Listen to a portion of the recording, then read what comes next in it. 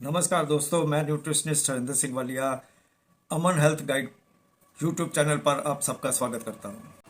दोस्तों, क्या आपको मालूम है कि हम अपने फ्यूचर में होने वाली बीमारी का पता खुद लगा सकते हैं, लेकिन कैसे? तो चलिए जानते हैं कि भविष्य में होने वाली बीमारी का पता कैसे लगाएं ताकि समय रहते हम उसकी रोकथाम कर सकें। आयुर्वेद के अनुसार प्रत्येक व्यक्ति में शारीरिक त्रिदोष वात पित्त और कफ और मनोवैज्ञानिक त्रिगुण सत्व रजा तमा होते हैं जो उसे विरासत में ही मिलते हैं।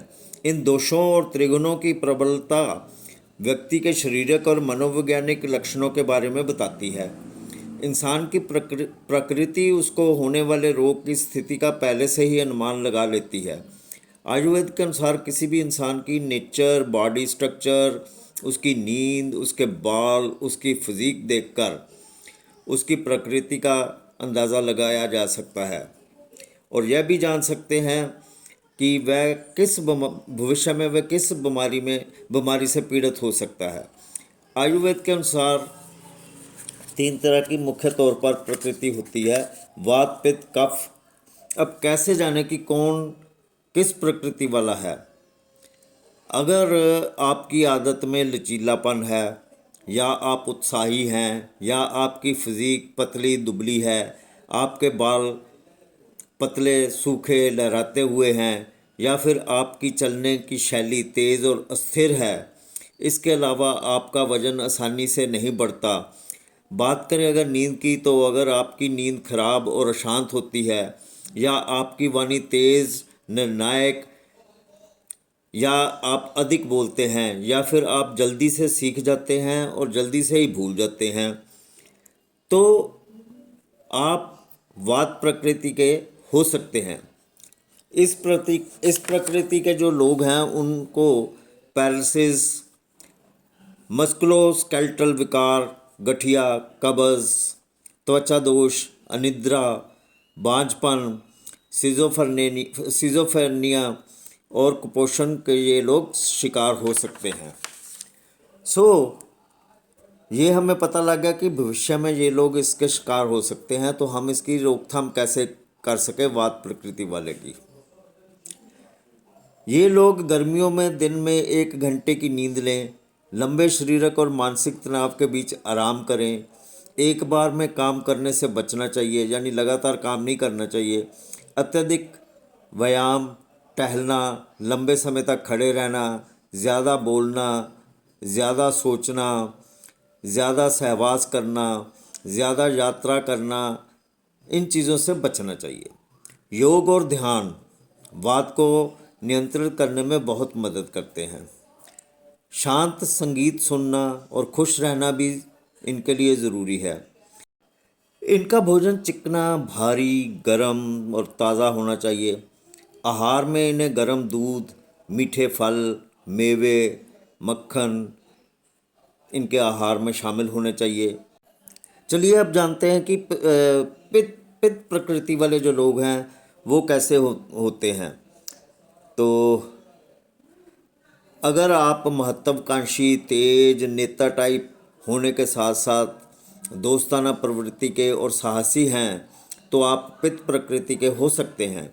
या फिर आप बुद्धिमान, तीक्ष्ण, सटीक स्वभाव के हैं, आपके बाल बारीक, मुलायम, लाल और भूरे हैं, और इन लोगों में जो पित्त प्रकृति वाले हैं, इन लोगों में और इनमें कम उम्र में ही गंजापन आ जाता है।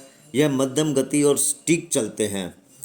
आप इनका वजन जो है वो मध्यम टाइप का रहता है। यह साउंड स्लीप लेते हैं, या फिर ये तेज़ और स्पष्ट होते हैं, और ये भारी शरीर वाले होते हैं और आसानी से इनका वजन बढ़ता है।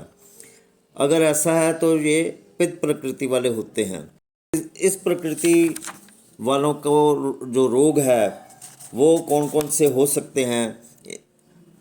इनमें हार्टबर्न, मुहासे, चकत्ते, सोराइसिस, आईबीएस, अल्सरेटिव कोलाइटिस, चिंता, हार्मोनल डिसबैलेंस यानी थायराइड विकार, पीसीओडी, रक्तस्राव विकार, गाउटी, गठिया, रक्तचाप आदि हो सकते हैं।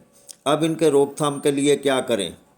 धूप से बचें, अत्यधिक व्यायाम करें। गर्मियों के दिनों में आप थोड़ा आराम करें। मध्य रात्रि के भोजन से बचें। मसालेदार और खट्टा भोजन जो है वो मत खाएं। योग और मेडिटेशन करें। और हाँ, इस प्रकृति के लोग अगर रक्तदान करते हैं ना, यानी ब्लड डोनेशन करते हैं, ब्लड डोनेट करते हैं, तो ये तंदुरुस्त रहते हैं। नींबू का रस लें, फलों का रस भी इन्हें लेना चाहिए और अधिक से अधिक तरल पदार्थ जो है उनका सेवन करना चाहिए। अब जानते हैं कि कफ प्रकृति के लोग जो है वो कैसे होते हैं। अगर आप शांत स्वभाव के हैं और आप शांतिपूर्ण रहना पसंद करते हैं, या आप धैर्यवान हैं, वफादार हैं और स्थिर प्रवृत्ति के लोग हैं, तो आप कपा प्रकृति के हो सकते हैं। कफ प्रकृति वाले लोग जो हैं वो मोटे और अच्छी तरह से विकसित होते हैं। इनके बाल काले, घने, तैलिया, मोटे और चमकदार होते हैं। इस प्रकृति वाले धीमा, दृढ़ और स्थिर चलते हैं। इनकी वाणी धीमी, स्थिर और मधुर होती है। इनमें आसानी से वजन बढ़ता है। कफ प्रकृति वाले लोग ज़्यादा सोते हैं। ये अलर्ट और आसानी से विचलित हो जाते हैं। इस प्रकृति वाले लोग जो है वो हाइपरसोमिया, डिप्रेशन, मोटापा, सूजन, सांस के विकार इनमें हो सकते हैं। कफ अब इसका रोकथाम कैसे करें? इसके रोकथाम के लिए दिन में सोने से इनको बचना चाहिए। लंबे समय तक आराम करना, गतिहीन जीवन शैली से इन्हें बचना चाहिए। पनीर, क्रीम, दही, चावल से बचें। शारीरिक व्यायाम करें। बार बार खाने से बचें। पिछला भोजन पचने तक अगला भोजन ना करें, अन्यथा यह अमा का कारण बनता है।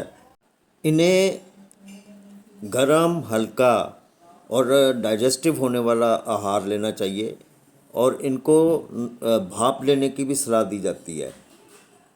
बहुत से मसाले जो हैं वो कफ नाशक होते हैं, इसलिए कफ शमक होते हैं, इसलिए उनका प्रयोग जो है वो विभिन्न प्रकार से किया जा सकता है, जैसे कि भोजन और सूप में मिला के मसाले जो है वो लिए जा सकते हैं। दोस्तों, आज के लिए बस इतना ही। जल्दी किसी नए वीडियो के साथ आपके रूबरू होऊंगा। तब तक मुझे दे इजाज़त।